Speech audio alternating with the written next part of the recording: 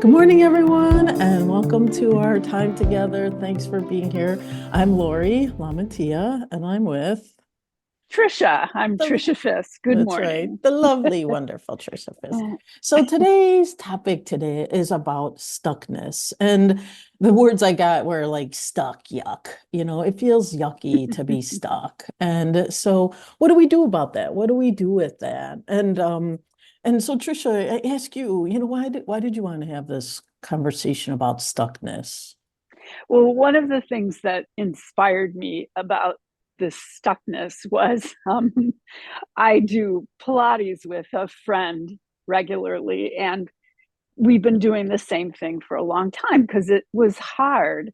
And we just decided, okay, it's time to change it. And, you know, it's really fun to do that. It's like it gets really challenging again. And like you're really, again, it goes back to when you do something repetitive over and over again, I believe, for me personally, my mind starts to kind of take over.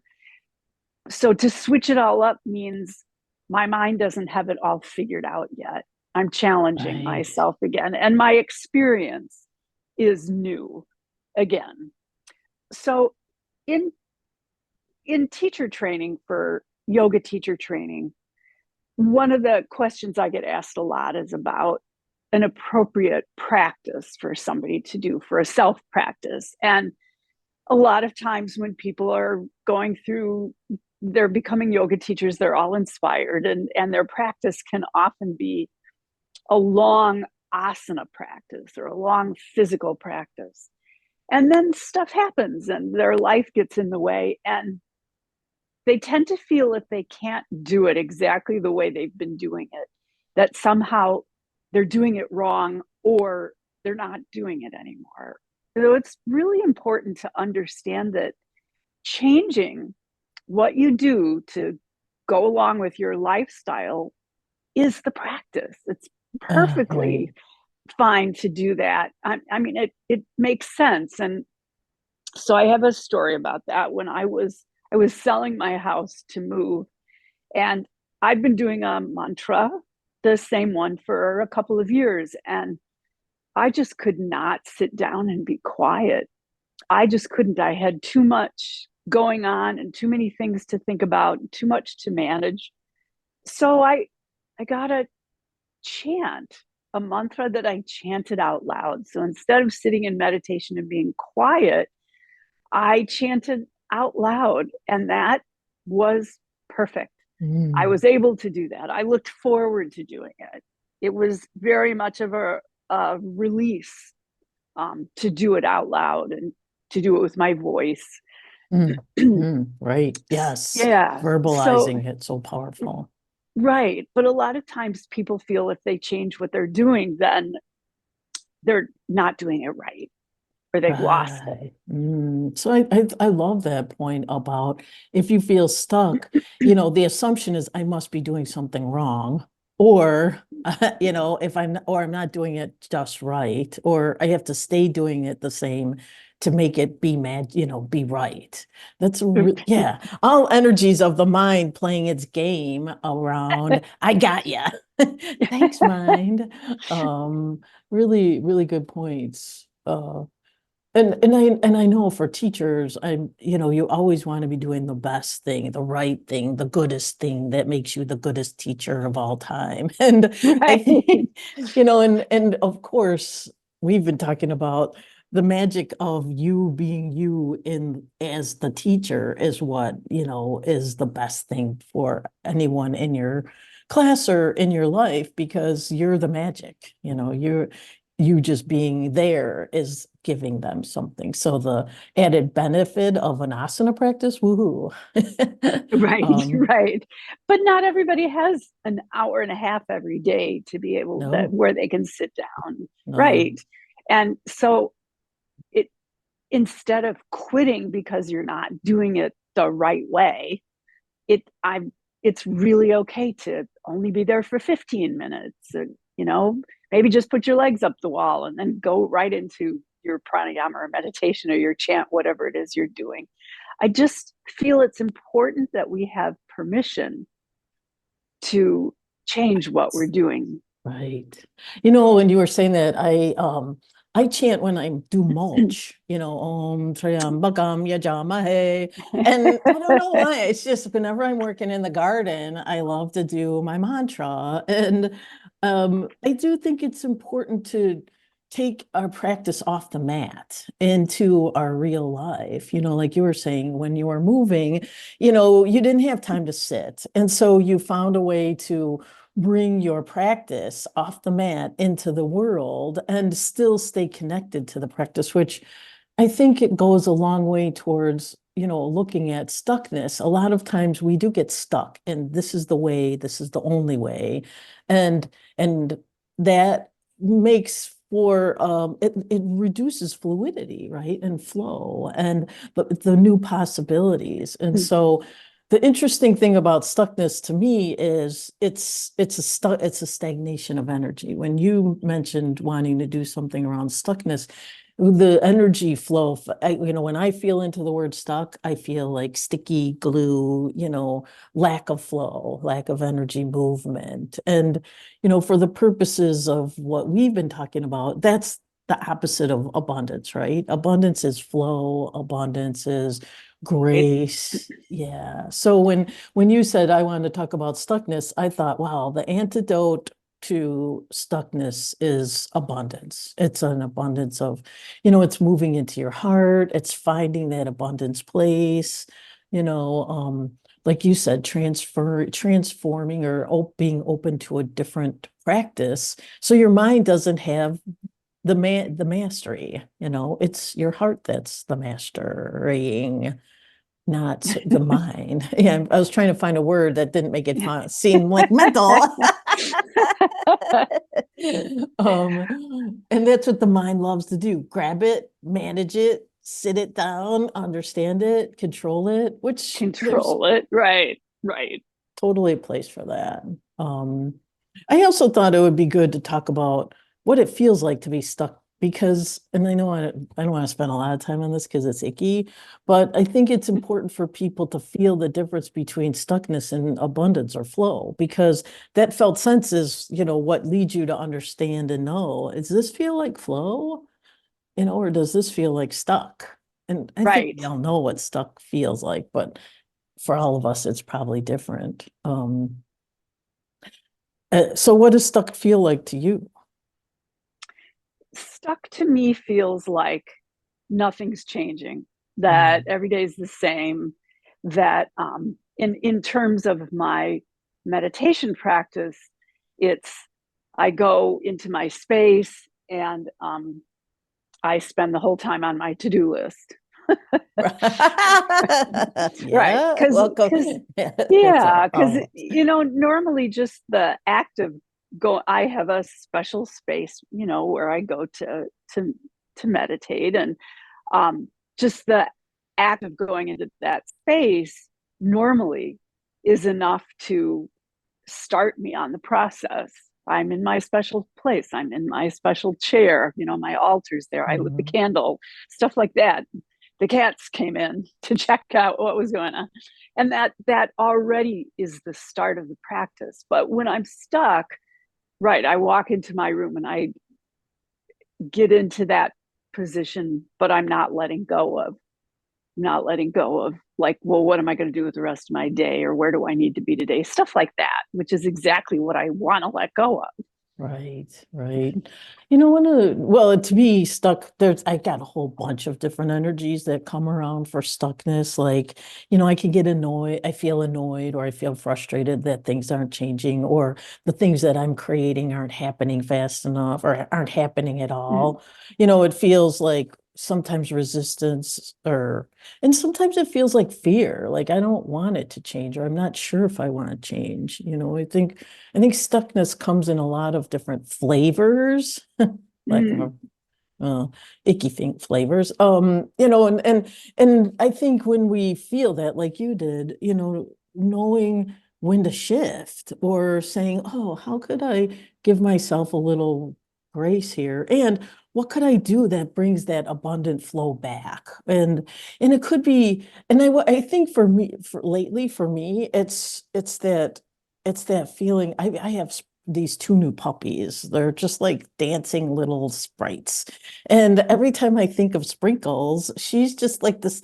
She just loves running. She loves running, chasing stuff. She loves being in her body. She flies. She's like a super pup in the way she flies. And that energy, it feels like an antidote to stuck to me, sprinkle Mm. energy.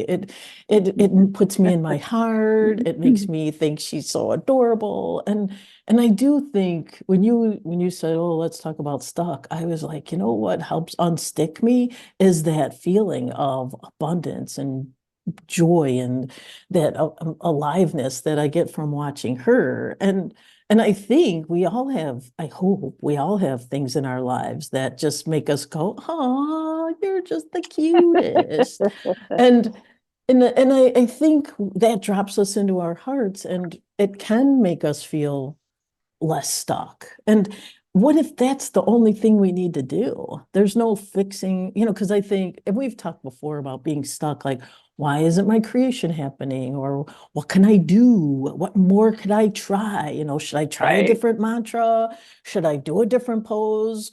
I mean, Should I or move to a different city? right, yeah, Right. get on a different, should I switch from Match.com to hotties looking for love.com or whatever the hell? I'm sure that's going to be a URL pretty soon. And, it's kind of one of those things where what if I just didn't have to do anything else? I just got back into that abundance flow, that place in my heart where I just feel love for everything. And then love for the thing that was stuck, right? Take Right. that thing that was stuck and just love it and go, "You're just as cute as a puppy. I just think you're the greatest little kitty I've ever seen, and make it more adorable, make it more embracing, make it something our heart can wrap itself around so that it isn't this thing that has to be fixed or changed or managed, but really embraced and loved." Beautiful. Beautifully said. I was going to say, I found some writing by Deepak Chopra, and one of the things he says is just infuse small acts of kindness into your day. Right. Mm, Look for the thing that brings a smile to you, even in the midst of your stuckness. Go right. go outside for 5 minutes and listen to the birds going crazy because they're all out there having babies right Right. now. Yeah, right. Yeah. So Yes. yeah. So just infuse whatever brings that smile to your face. Just take a few minutes out of each day and put yourself in that place and Mm, experience it. And mm. right, instead of thinking that you have to make major changes or major movements in your life for this to happen. I think this is a new concept. I want to really say how mind blowing this concept is. And I know to some people it just sounds like, well, that just sounds like platitude, but it's really not because underneath what we're talking about, I think is something really important that life doesn't, our lives are meant to be an abundant flow. Our lives are, that we have, well, and that doesn't even feel right when I'm saying it. What I'm trying to say is this isn't natural for us. Our natural state, our mind wants to fix, change, make it happen, get it done. It's not, we're not taught there's something inside of us that thinks, you mean to just be in that place of flow and abundance and feel, the sparkles and sprinkles of life. Is that really enough, Laurie? Come on. You're living in some kind of cuckoo world. And I acknowledge that because I've felt like that a lot, like that's not going to get me where I need to go. But it is because when we shift our hearts, then stuff can flow. And then the things that feel stuck can all of a sudden new possibilities can pop in and come in and share and be there. The things that are probably all sitting, bouncing around, going, "What about us? Don't forget about us." And it's like, you can't see them because you're so busy trying to do it your way and fix the stuck. Ta-da. I don't know if that came through, but that nailed it. Drop the mic. Right? Boom, we're done. I don't know where that came from, but that was awesome. Mic drop. Nice talking to you. Have a good day. Right, right. You got it covered. Right. So yeah, I really feel, and I've been stuck, and right now I'm not, and grateful for it. But I do think you're right about changing something so that something can change is really, it, and the change might just be as simple as finding something where you could switch into your heart. Because, the other piece of this was, finding something that you can love, but also that can love you back. I think this receptivity around stuckness is really important too. That we can flow out, but we can know how to allow to flow in.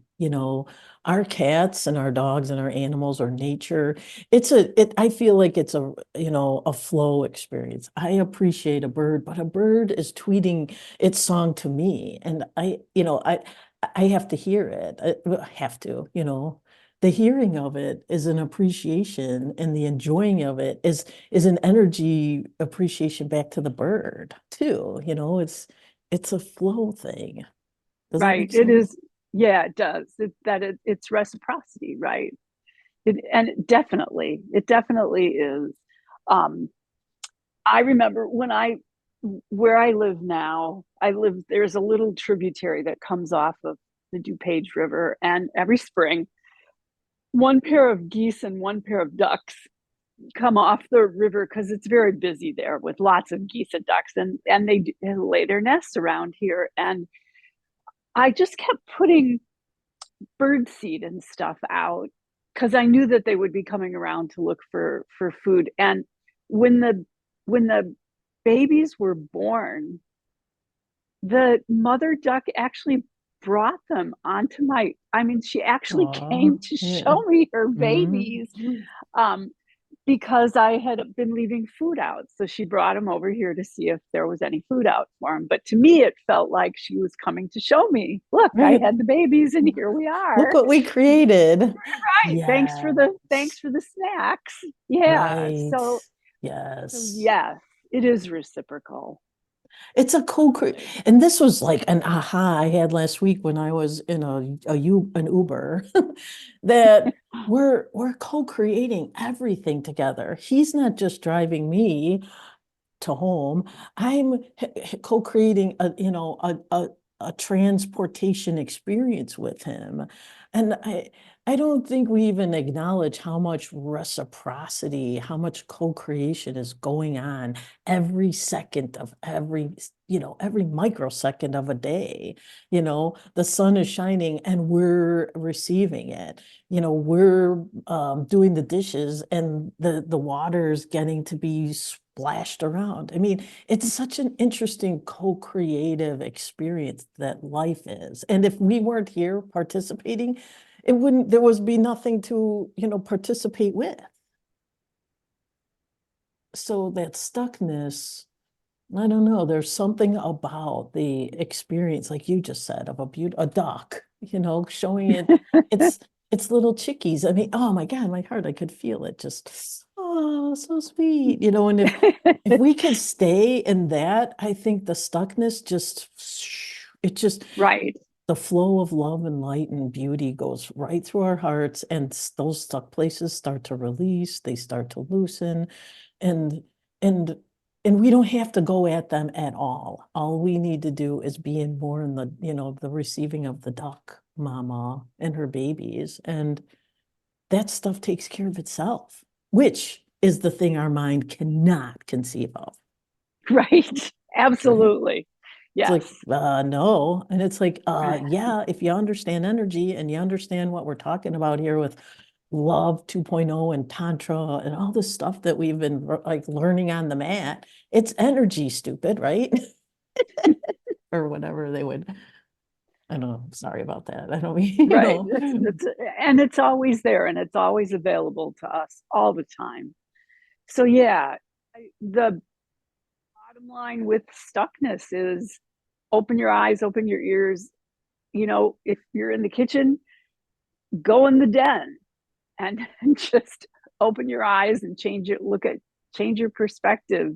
Sing out loud instead of humming under your breath or whatever. Right. Change the song. Yeah. Change the song. Yeah, I have the same Spotify thing on, and then I put on some other thing. I'm like, oh my gosh, this is so good. Sometimes, yes, exactly. Change the song. That is the wisdom in a nutshell, right? Whatever you're doing, if you feel stuck, change the song.